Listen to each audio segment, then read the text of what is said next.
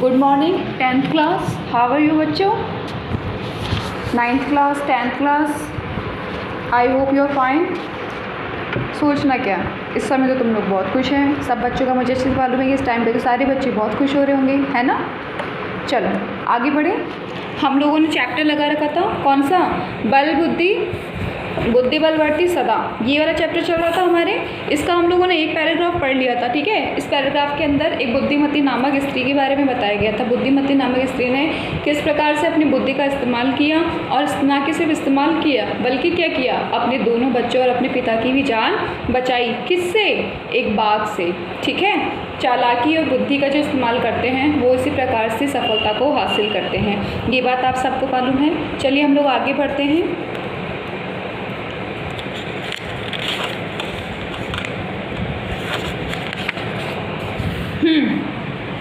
So second is page number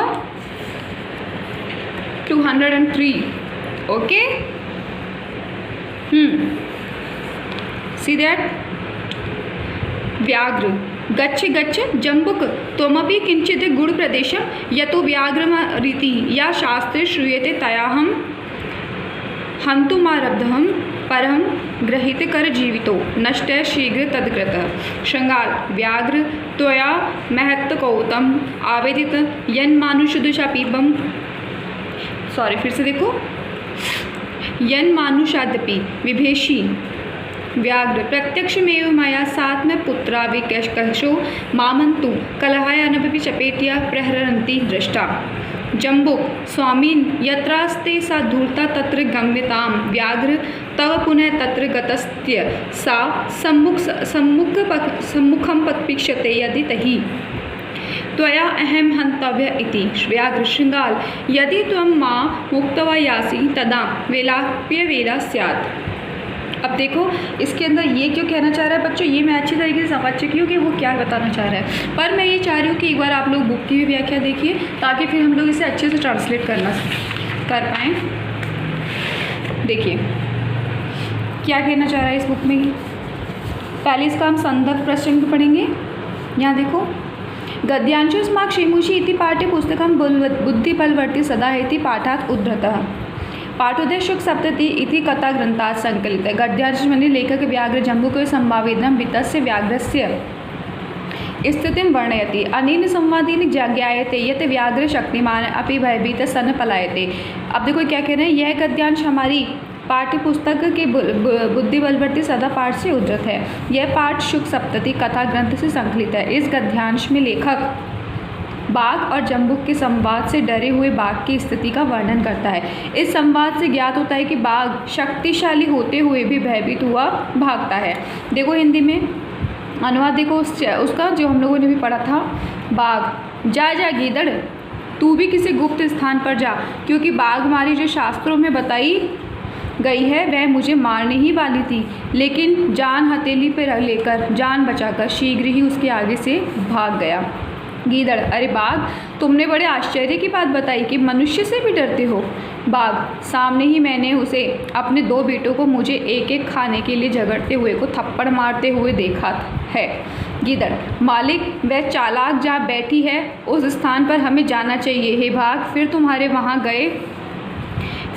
वहाँ गए हुए के सामने भी यदि वह देखती हो तो आप मुझे मार देना। बाघ अरे गीदड़, यदि तू मुझे छोड़कर चला जाता है तो शर्त भी बेशर्त हो जाएगी। संस्कृत में व्याख्या देखो बच्चों, इसके अंदर ज़्यादा कुछ हार्ड नहीं बताया गया है ना, कुछ ज़्यादा हार्ड नहीं है। अब मैं जो समझाना चाह रही हूँ, जो बोलना चाह रही हूँ ना, वो सारे बच्चे एकदम से सुनेंगे एक अच्छी तरीके से। पता है क्या हो रहा है इसमें, कुछ ही नहीं है। गीदड़ होता है, गीदड़ आकर के उसको कह रहा है बाघ से कि अरे भाई आप कहीं गुप्त स्थान पर जाओ, क्योंकि बाघ हमारे जो शार्दुलों में सुनी जाती है ये मुझे मारने वाली थी। भाई जाओ गीदड़, आप भी कहीं पे छुप जाओ, मतलब वो गुप्त स्थान पर जाओ, मतलब आप भी छुप जाओ, क्योंकि बाघ हमारे जो शार्दुलों में, मतलब पहले के समय की बात है कि ऐसे कहते थे कि एक बाघ मारी हुआ करती जो बाघों को मार दिया करती थी, ठीक है। यहाँ पर उसी बाघ की क्या किया गया, वर्णन किया गया है। ये मुझे मारने वाली थी परंतु मैं जान बचाकर भाग आया हूँ। गीदड़ कहता है बाघ, तुमने बड़ी आश्चर्य की बात कही कि मनुष्य भी डर के भागते हैं, कि भाई मनुष्य हैं जो वो भी डरते हैं। किससे? मनुष्य से कि ये जो बाघ है, बाघ भी कभी मनुष्य से डरते हैं? मैंने साक्षात देखा है कि वे झगड़ते हुए अपने पुत्रों को मारती हुई मुझे खाने के लिए कह रही थी। गीदड़, स्वामी तुम वहाँ पहुँच जाते हो, यदि पास में उसे देखते हो तो उसे मारना। यदि तुम मुझे अकेले ही छोड़ गए तो शर्त तो बेशर्त हो जाएगी। देखो बच्चों, इसके अंदर कुछ नहीं है। मतलब आपको क्या समझाना चाह रहे हैं कि भाई जब वो बाघ था, उस क्या नाम था उसका, बुद्धिमती नामक स्त्री की बात सुन करके वहाँ से डर कर भाग गया। तब बाघ से जाकर गीदड़ कहता है, अरे अरे आप कहाँ भाग गए हो भाई मालिक, इतनी जल्दी कैसे, आप क्या इंसान से डर गए? तो वो बोला कि भाई मैंने इतिहास में सुना था बाघ मारी के बारे में, आज मैंने उसको अपनी आंखों के सामने देख लिया। बोले तो देख लिया तो आप उससे डर गए? मुझे विश्वास नहीं हो रहा इस बात पर कि बाघ से, ठीक है, बाघ इंसानों से भी डरता है। ठीक है, मुझे इस बात पर कतई विश्वास नहीं हो रहा कि बाघ इंसानों से डरता है। तो वो आगे ये कहती है कि भाई मुझे उससे डर नहीं था, लेकिन वो अपने बच्चों को मेरे सामने थप्पड़ मार कर ये कह रही थी कि मुझे खाने के लिए, कि तुम दोनों आधा आधा खा लो इसको। यही कहती है ना वो कि भाई दोनों एक बाघ है, अभी तो इसको आधा आधा खा लो, बाद में जब दूसरा मिले तब और बाकी खा लेना। वो यही बोलती है। ठीक है, तो इस बात से बाघ भयभीत हो जाता है, लेकिन फिर इसको गीदड़ समझाता है कि वो जहाँ बैठी हुई है ना, एक बार वहाँ चलो और वहाँ चल करके एक बार ये देखो तो सही कि क्या वो तुम्हें देखकर डर कर भागेगी या नहीं भागेगी, या फिर वहीं बैठी रहेगी। तो वो बोलता है कि भैया अगर तेरे ऊपर बातों पे मुझे भरोसा नहीं है, हो सकता है कि तू मुझे वहाँ ले जा करके छोड़ कर भाग जाए, तो तेरी शर्त तो बिल्कुल भी शर्त हो जाएगी। यही समझाना चाह रहा है ना बच्चों।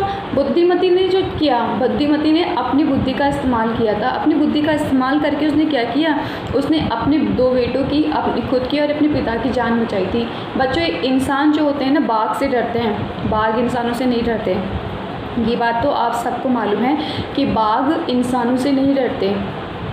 ठीक है, जानवर जो होते हैं शेर, बाघ, चीते, बच्चों हम लोगों से नहीं डरते हैं। इनफैक्ट हम लोगों के ऊपर ये, हम लोगों में इतनी ताकत होती नहीं है शायद, और हो सकता है हो भी हो, ठीक है, कि हम लोग इन जानवरों का सामना कर सके, नहीं हो सकती। लेकिन इस औरत ने अपनी बुद्धि का इस्तेमाल करके उस बाघ को ही डरा दिया। कहने के लिए तो एक कहावत बन गई कि अरे एक जंगली जानवर, ठीक है, बाघ वगैरह, क्या हुआ, इंसान से डर गया, इंसान से डर करके क्या हो गया, छुप कर भाग गया, अपनी जान बचा कर भाग गया। यही कहा जाता है ना। तो बस यही आपको इसके अंदर बताया जा रहा है। बच्चों, आप लोगों को मैंने चैप्टर नंबर 1 करवाया था, उसके अंदर मैंने आप लोगों को सप्रसंग व्याख्या करने के लिए कहा था। क्या आप में से किसी ने करी है? बच्चों नहीं करी है तो देखो इसमें मेरा लॉस नहीं है, इसमें आप लोगों का ही लॉस होगा। सेकंड थॉट, चैप्टर नंबर 2 जो मैं आपको पढ़ा रही हूँ बच्चों, इस चैप्टर नंबर 2 के अंदर आप लोगों के लिए सबसे बड़ी बात ये होगी कि आप लोगों को क्या करना है। आप लोगों को, जब मैंने ठीक है व्याख्या करने के लिए नहीं कहा है 2nd चैप्टर में, लेकिन आप इसे पढ़ोगे तो ही संस्कृत समझ में बैठेगी। अगर नहीं पढ़ोगे तो मेरा बोलना वेस्ट है और मेरा समझाना भी वेस्ट है। आप लोगों के लिए ज़्यादा से ज़्यादा बेटर ये है कि आप लोगों को करना क्या होगा, आप लोगों को ज़्यादा से ज़्यादा बेटर बात ये होगी कि आप लोगों को जो मैं पढ़ा रही हूँ, जो मैं समझा रही हूँ, जिसके वीडियोज़ मैं आप लोगों को भेज रही हूँ, मैं आपको एक पैराग्राफ ही क्यों पढ़ा रही हूँ, मैं चाहूँ तो मैं एक दिन में एक चैप्टर कंप्लीट करवा सकती हूँ, लेकिन मैं भगाना नहीं चाहती। मैं समझती हूँ क्योंकि आप लोग मेरे सामने नहीं बैठे हुए हैं, आप लोग ऑनलाइन पढ़ रहे हैं, तो इसीलिए मैं एक पैराग्राफ लेके धीरे धीरे चला रही हूँ कोर्स को, ताकि आप लोगों को समझ में आ सके। और मैं चैप्टर इसलिए चला रही हूँ क्योंकि मैं समझती हूँ कि आप लोगों को व्याकरण जो है, ग्रामर आप लोगों को ऑनलाइन समझ में नहीं आ पाएगी संस्कृत की। मैं कोशिश करूँगी कि मैं आप लोगों को स्कूल में बुला सकूँ ग्रामर समझाने के लिए, पर चैप्टर भी हो सकता है कि अगर आप लोग स्कूल में आने लग जाएंगे तो हम चैप्टर भी दोबारा रीड करेंगे। पर जब तक जितना मैं आप लोगों को समझा रही हूँ, जितना मैं आप लोगों से बोलना चाह रही हूँ, ठीक है, जितने पैराग्राफ मैं आप लोगों को दे रही हूँ, उससे प्लीज़ टू कॉन्सनट्रेट, ठीक है। बुद्धिमती की जैसे बुद्धि लगाकर बिल्कुल अच्छी तरह ध्यान से पढ़ना है, अच्छी तरह सुनना है कि मैडम ने क्या बोला है क्या नहीं बोला। देखो बच्चों, आपके बुक के अंदर जो है ना संस्कृत व्याख्या भी दी जाती है, ठीक है। संस्कृत व्याख्या आपको अलग से दी गई ना भाई, व्याघ्र याही शगाल भवान अपि कौचेति गुप्त स्थानम यतः व्याघ्रंती या पुरा ग्रंथेषु वर्णित सा एव मां मारयितुम आक्रामति परंतु अहम तु प्राणान संरक्ष्य तस्या सम्मुखतां पलायितोऽस्मि। आपको संस्कृत व्याख्या अलग से दी जाती है और इसके साथ में नीचे अनुवाद भी दिया जाता है। बच्चों, हमारे को जो बुक के अंदर आपको पैराग्राफ दिया जाता है ना, उसमें लैंग्वेज थोड़ी सी हार्ड पड़ती है। उस लैंग्वेज को थोड़ा सा नॉर्मल, मैं ये बोलूँगी, उस लैंग्वेज को थोड़ा सीधा सॉफ्ट बनाने के लिए ये शॉर्ट के अंदर एक प्रायोरिटी दी जाती है कि भाई बच्चों को समझ में आ सके। जो आपको पैराग्राफ पहले दिया जाता है ना, जिसको बुक रीडर कहा जाता है, बुक रीडर वाला जो पैराग्राफ आपको दिया जाता है उसकी जो व्याख्या दी जाती है हिंदी की, वो भी बुक में से थोड़ी हार्ड ही पड़ती है, क्योंकि उसके हिंदी के जो शब्द आते हैं ना वो बहुत ऐसे डिफिकल्ट पड़ते हैं कि यार कुछ शब्द तो पता नहीं ना हिंदी के ना होकर के पता नहीं कौन सी लैंग्वेज के हैं, समझ में ही नहीं आ रहे, ऐसा लगता है हमारे को, है ना, होता है ना ऐसा, हम सोचने बैठ जाते हैं। तो उसे थोड़ा सा सॉफ्ट बनाने के लिए या फिर मैं कहूँ उसे थोड़ा सरल बनाने के लिए, ठीक है, सरल बनाने के लिए एक और आपको व्याख्या दी जाती है उसी पैराग्राफ की, जिसे संस्कृत व्याख्या का नाम दिया जाता है। अगर आप ऊपर वाली को ना समझ करके नीचे वाला भी पढ़ने की कोशिश करते हैं तो भी आपको पैराग्राफ अच्छी तरीके से समझ में आ जाएगा। दूसरा आप लोगों को दिक्कत ये आती है कि भाई हम लोग ये जो पढ़ रहे हैं, ठीक है, हमें कैसे ध्यान रहेगा कि इसकी ये व्याख्या है। बच्चों पॉइंट्स एक एक वर्ड पकड़ा करो, जैसे जम्बू, गीदड़, तुम्हें याद रहना चाहिए। अरे हाँ, बल बुद्धि, ठीक है, बुद्धि बलवती, वो बुद्धिमती नामक स्त्री थी ना, उसकी कहानी मुझे अच्छे से याद है, वो ऐसे कर रही थी, ऐसे बचाई थी, जे बाघ ने गीदड़ से ऐसे बात करती। अगर स्टोरी तुम्हारे को याद रहेगी ना तो तुम्हें चैप्टर पढ़ने में समझने में दिक्कत नहीं आएगी और तुम्हें संस्कृत की व्याख्या करने में भी कोई प्रॉब्लम नहीं आएगी। आई एम दैट श्योर बच्चों कि इस तरीके से अगर आप लोग पढ़ेंगे तो आप लोगों को कोई दिक्कत नहीं आएगी। ओके, आगे का जो पैराग्राफ है अब हम लोग कल को रीड करेंगे। आज के लिए इतना ही। तो बच्चों सब ध्यान से पढ़ना, कोई प्रॉब्लम आएगी तो आप लोग मुझे व्हाट्सएप पे मैसेज कर सकते हैं या फिर आप लोग मुझे कॉल भी कर सकते हैं। Okay, bye.